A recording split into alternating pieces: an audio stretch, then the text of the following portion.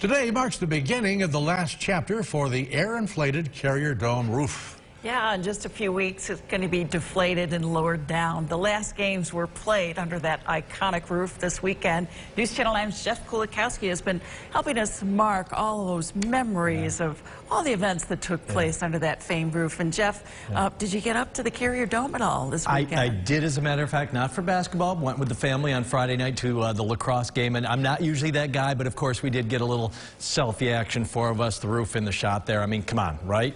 And I know they're only replacing the roof, but it is about the only one left in the world. A marvel still, so you can only imagine what it was like 4 decades ago.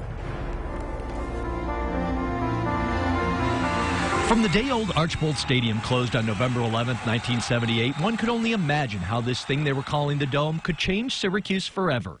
9 News, as we were called at the time, followed the progress of what would become this iconic stadium right from the demolition of Archbold, its own fixture for about 7 decades on the SU campus. Then, right through the entire construction of the Dome, just 22 months from that last game at Archbold to inflation of that familiar air-inflated roof.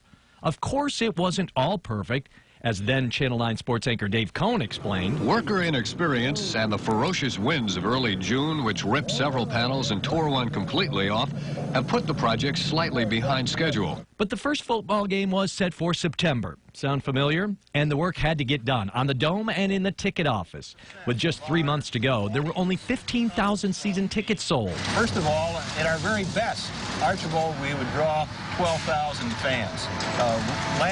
The last season we played here, we averaged a little over 10,000 in terms of season ticket sales. But the tickets got sold, and the building was being finished up. Cohen did a series of specials on the Dome at the time, explaining to viewers the air pressure needed to support the roof, something he told them you wouldn't get from going through the revolving doors. But it'll be a different story when you exit through the non-revolving doors.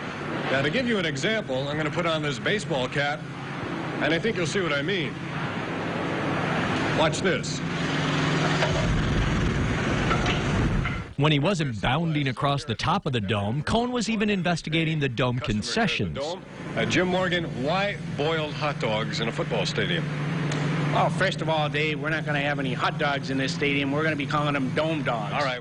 Well, there were no doubt plenty Dome dogs eaten by the sellout crowd of over 50,000 on opening night of the Dome, September 20th, 1980. Who said Frank Maloney adheres to boring football?